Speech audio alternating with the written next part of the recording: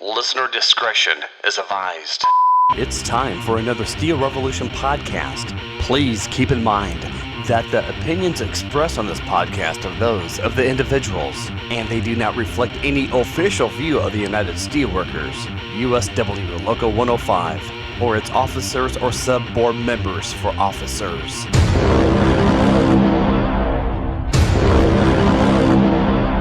Now, from the banks of the mighty Mississippi River, this is Steel Revolution. Good to go, Shawn? I am. We're recording right now? Yes, we are. Hello, podcast listeners. Welcome to Steel Revolution 111. 111. Uno. Yeah.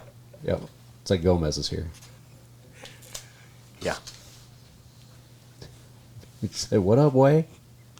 Nope. Nope, you're not going to go there? Nope. No? Okay. All right, I'm Roy Hutt. Shawn Geisens. Pat Stock.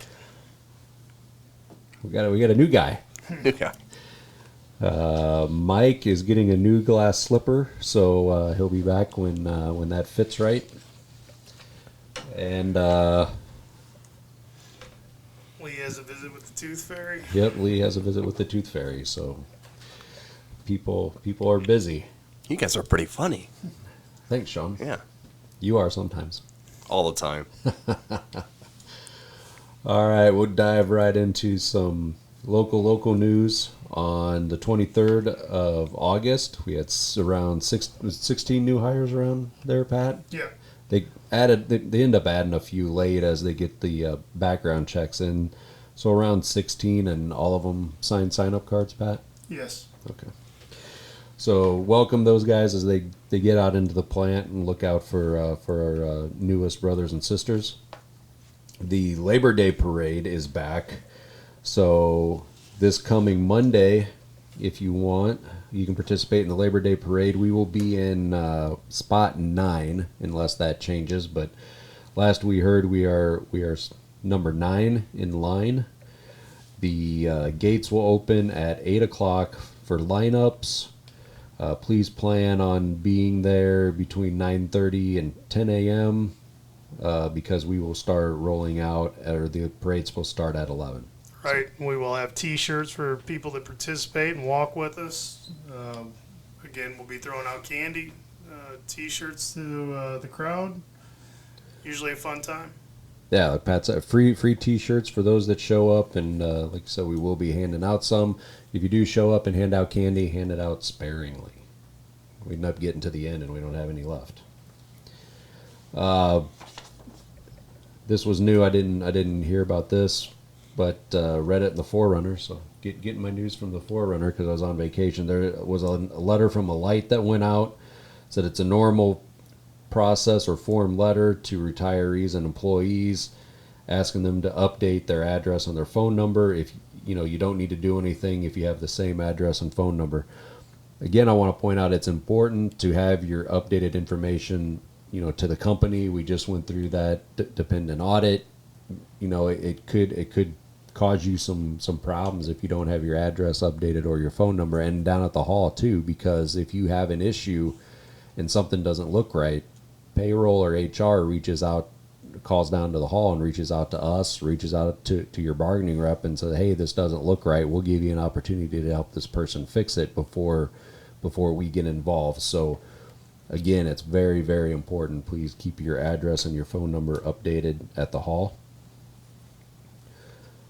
This week on Tuesday and Wednesday, we held around 60 grievances at third level grievances. Got about 5 or 6 settled there. Yep. Helping people out with some attendance issues, some pay issues, and helping those guys out. The rest of those grievances that were heard, the company, the representative from Pittsburgh that was in town to hear those, has 45 days to answer. So around 45 days, we should be getting answers to those that had third level grievances. Yep. We will be asking here this next week for arbitration dates so we can get some of those off the docket. Payroll issues. We did mention last time that there was a new payroll issue that was fixed. So they realized what they did with the some people's vacation rates went back to a lower rate and sometimes under their hourly rate.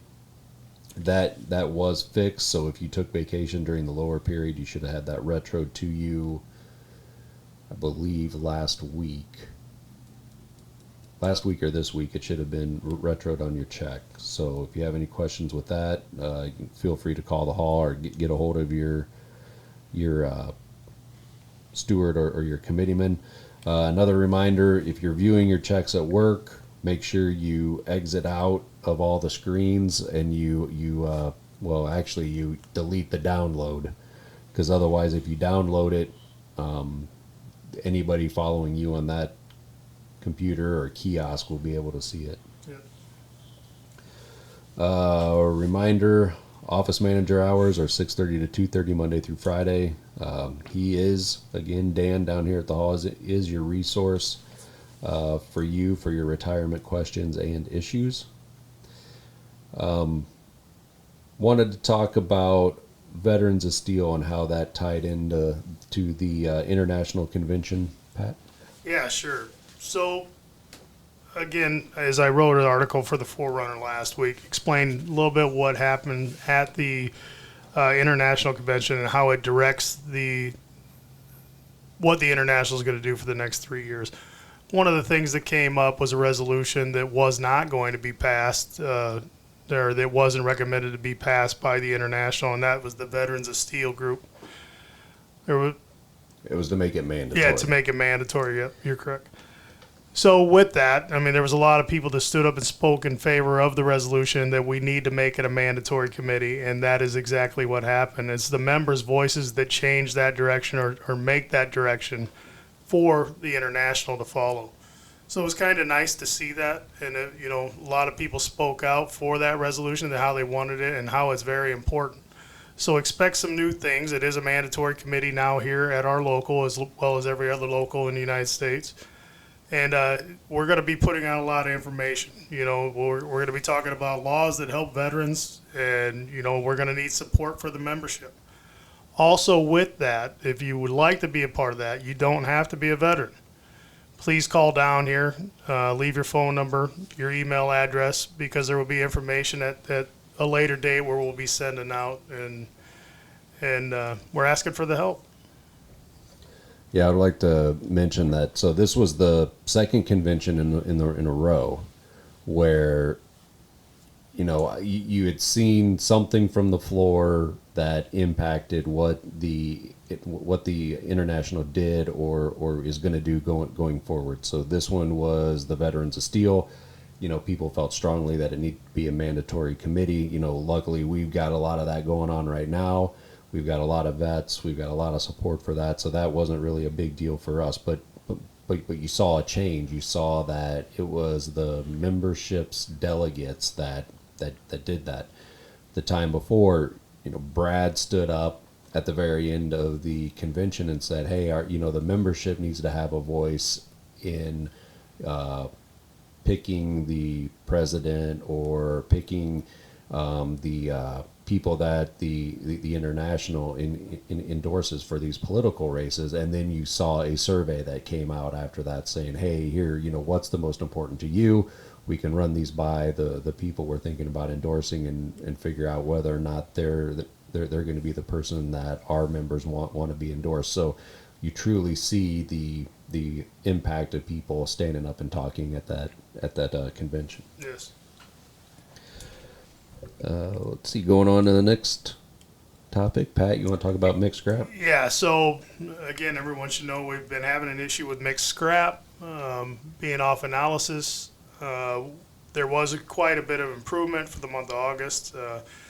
Went from 5, 8, 9% off analysis to 2.3% in the month of August. So we're trending, the downward trend is good. I mean, we need to get a little bit better. So please watch your mixed scrap. What this is causing is we're not able to provide the ingot for the orders that we have. And right now we have more orders than good ingot. So it's still a concern. Like I said, we're trending, the trend's better we need to get that down to where we need to get it, and we can keep these orders flowing. Yeah, so like all the sectors are good. They're strong. It's just whether or not there's the ingot there to produce. So everything's good in that sense. Reminder: we still have a discount at local hotel. Again, it's the Sinista Select Hotel, 895 Golden Valley Drive in Bettendorf. They have a discounted rate on rooms for the rest of this year. Use promo code 2USWLOA to get that discount. And if you forget, it was in the Forerunner, and you can always get it by calling the hall. We'll let you know what that is. Women of Steel had an update. Find it here.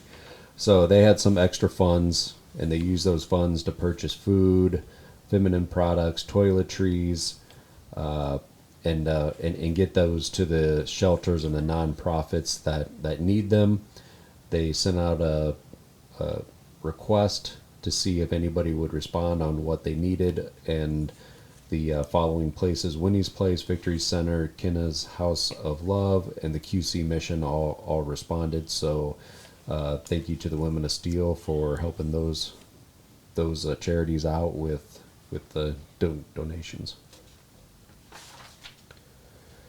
So we had an article in the latest Forerunner on kind of like a best practice on if you have symptoms or if you experience COVID.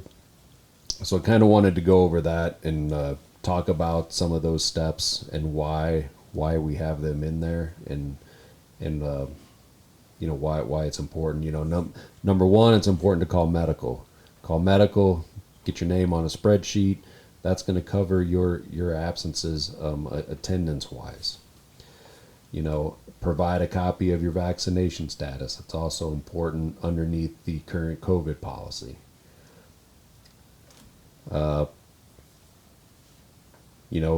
Again, medical's number, if it's Monday through Friday, call them 563-459-2342 or 563-459-2341. If it's the weekend or medical's not there, call security, 563-459-2201. It's important as soon as you know, or as soon as you have symptoms, or as soon as you know you're positive, you need to call them right away.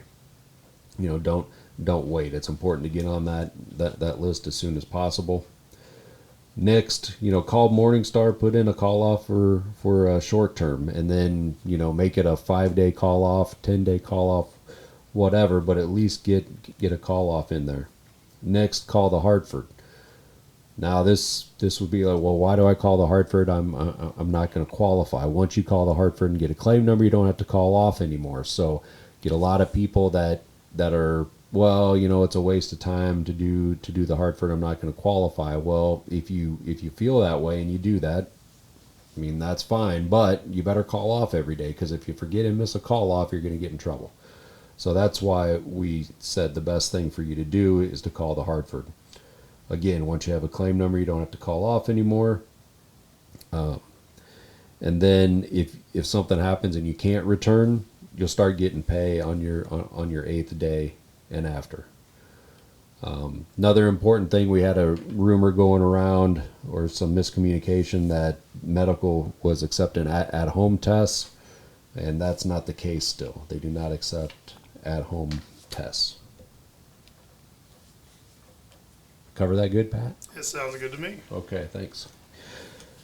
Pat, do you want to talk about the plate mill scrap cutting? Yes. So some of the people in the plate mill may be seeing a new piece of machinery outside that was previously operated by GCI, cutting the side scrap off the saws. When we have brought that in-house, there's 4 to 5 operators now training on that excavator with the alligator shears to cut the scrap. That's our work. We've always argued that that's our work, and finally we were able to bring it back in-house. You'll still see GCI for a couple weeks hauling scrap on the backside. They're just getting that into the areas that we need it. So that's still going on for a couple weeks. But I'm excited. I seen a video of this thing running the other day. It looks like a decent piece of equipment and looks like a decent job. It's big, that's for sure. Yeah, I know Amber and Clayton was out there working with GCI, going out there with the guys and viewing the training and the equipment. Thank you for doing that, Amber. The point I want to make is that has been a long time coming. We Yes. have always said that cutting scrap should be our job, shouldn't be contracted out to alters. We got at least a piece back. Yes. And that was years and years and years of never giving up and always bringing it up to eventually get to where we are today. So, I just want to say, it was, Brad, Pat, Amber, the rest of us down here, it was years and years and years of arguing that needed to be our work, and we finally got a piece of it. So Unfortunately, sometimes progress is slow, especially working for the company that we work for, but we were able to succeed in this. the SOAR group will have a chili supper coming up. When we get a date, it'll be in the Forerunner, and we'll get that out. Want to mention that Bonnie Carey, the president of the SOAR chapter, came into my office. They had a speaker talking about Medicare and prescription drugs, and one person that was there or was the speaker talking about said that this person paid a lot for their insulin, and all they had to do was mention, hey, run it through the Good RX program, and it cut the cost of that insulin. So I know there's one person that I talked to that I work with. They had complained about the price of insulin even with our prescription.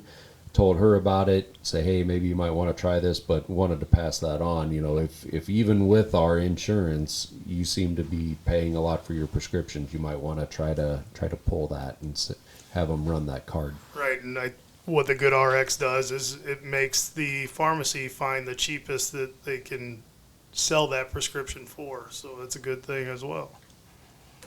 All right, Pat, you want to give an update from Sevier Steel? Sure. Yeah, Sevier Steel, Local 105-2, Jeff Hartford and I have been working on their contract extension. We've been working hard with the company to get something done down there in the membership.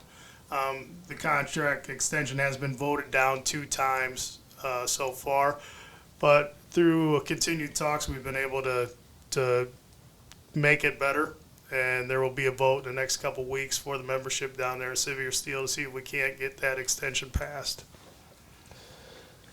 So lastly in news, we did also have the Iowa Federation of Labor convention that was held out at Des Moines. Your delegates went out there and heard a lot from labor endorsed candidates, whether it's with the state one way or the other, state, House and Senate, along with the federal House and Senate.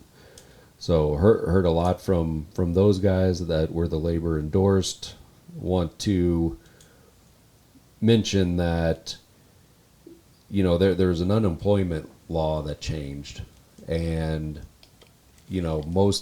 all the people that got labor endorsed all voted against that law change, which took it from 26 weeks to 16 weeks. That's 10 weeks. If I'm thinking about it, I've been laid off. Shawn, you would have been too, right? Yeah. Pat, did you ever get one? No. You missed it? Yeah, I missed it. So Pat missed it, but there's, and Shawn, how many years did we have in when we got laid off? The first one, I was talking about the voluntary, but the first one, 4.5 years, 5 years. So, think about anybody with 5 years or less seniority. If something happens and you get laid off, you might not make it back in 16 weeks. You need that extra money to support your family. And I will guarantee nobody that voted for that campaigned on that. Right. So when we're talking about endorsing people and the signs out at the hall, it's all people that are, went through a survey, talked to union members that are on WIN committees, and they've passed that they're going to stand up for workers, and that's who we pick. It's not a party thing. To prove that, when we were out at the convention, they had a vote. The body voted to endorse a Republican. I believe it was southeast or northwest Iowa. Northwest. That he has voted with labor. So it's not just about the D's behind the name, the R's behind the name. We support people that support workers' rights. Right, and if you look at who voted to cut unemployment benefits, you will find that there were 2 Republicans in the House, 2 Republicans in the Senate that voted against it. Appreciate, that's what we look at. We don't look at the R's, we don't look at the D's, we look at the voting records. So just wanted to bring that up because... Yeah, I mean, another thing in that unemployment law change is now you're mandated, you have to do 4 job searches a week. You have to turn that in. I mean, we've been pretty fortunate here at Arconic, Alcoa, that sometimes we may not have had to do any job searches, but now this is a mandatory piece of that legislation that was passed. It's terrible. Yeah, think about your family and friends that are in that are in the construction trades or work construction that they normally have a layoff period, and now it's gonna cut their benefits. Mm-hmm. One thing that's not on the list or the agenda, Pat, that we should probably bring up is that forum September 13th, yes. Right? Is that what it was? We found that out today? September 13th, there's going to be a forum at the River Center, and what this forum has to do with is the new the train companies, and I don't recall which train. Canadian Pacific, yeah. And it's not Santa Fe, but it's something else. Right. Not another train company, but it's Canadian Pacific for sure. And, yeah. And we're gonna have to get some more info. So what they're doing, they want to merge companies. Okay, this could mean a lot for us. You might see in some of the newspapers, some of these cities have taken some money to allow these trains to pass through. I know Comanche, I hear this all the time. They've denied it. You got a small town. And the problem is with these trains, now these trains could go from 1 mile long to 2 miles long, and also increase the amount of times that the trains can go by. So now it might be 15 times. Well, they're increasing that to 30 times. What this means for us, our membership, is we've got a train policy. All right? So the train policy states if you're there 6 minutes ahead, you'll be covered. But we're still not paid. So if we're out there waiting for these trains to get into work, that's more hours that could be more hours that we may not get paid until we get into the plant. Also, you have the issue of somebody gets hurt at work. How are you going to get an ambulance through if these trains are 2 miles long, and are lasting double the time? I mean, we need, talked about it. You might have to life flight some people, a helicopter in to get somebody off the plant site. This is going to be an issue. So we're going to keep an eye on this and take a look at it. I may be down there on the 13th to speak about this and how it's going to affect our membership. Yeah, we'll put more information, whether it's on Facebook or in the Forerunner. But if you guys are passionate about it, feel free to go down to that forum and at least show your support by being there. Mm-hmm. Pat mentioned some negatives. There's also the safety concern of the traffic piling up on 67 out there. Right. There's also, there's the bad news, you can't get into the plant to start making money and start your shift. There's also the flip side of it, you can't get home. Yeah, absolutely. You can't go pick your kid up from daycare or go to your doctor's appointment on time that you made roughly after work. So this could be a big impact to our you guys, our members, to do that. And then also there is getting it all out there. There's a side of the business that if you have that many trains going by, you can't get trucks in and out of the plant. So you're going to have trucks piled up Right. that you're going to have to load, unload, and it's just going to be a mess. Yep, we're still trying to learn more, and we will let the membership know what we find out. Yeah, like Pat said, it's early. We just found out about it today. We got to do some more research, but like we said, we do know that meeting or that forum is on September 13th at the River Center in Davenport. Shawn, you busy? No, I'm good. How are you? Oh, good. Good. Just, Tell people where to find us. oh, we're to that part. They can find us on our Facebook page at Steel Revolution Podcast, USW, Logo 105. The iPhone, iPad app, which is Apple Podcasts, Podcast Addict for Android devices, the Android app, Google Play Music, iHeartRadio app, Spotify app. We're on YouTube, Odyssey app, Libsyn.com, the Locals websites, and then the men's restroom here at Local 105 in Bettendorf, Iowa. Yep. Still got plenty of pint glasses, Shawn. No, I used mine a couple days ago. Yep, Well, don't forget to say something good about your union. every day. Till next time, bye. Steel Revolution is a podcast by USW Local 105, Bettendorf, Iowa.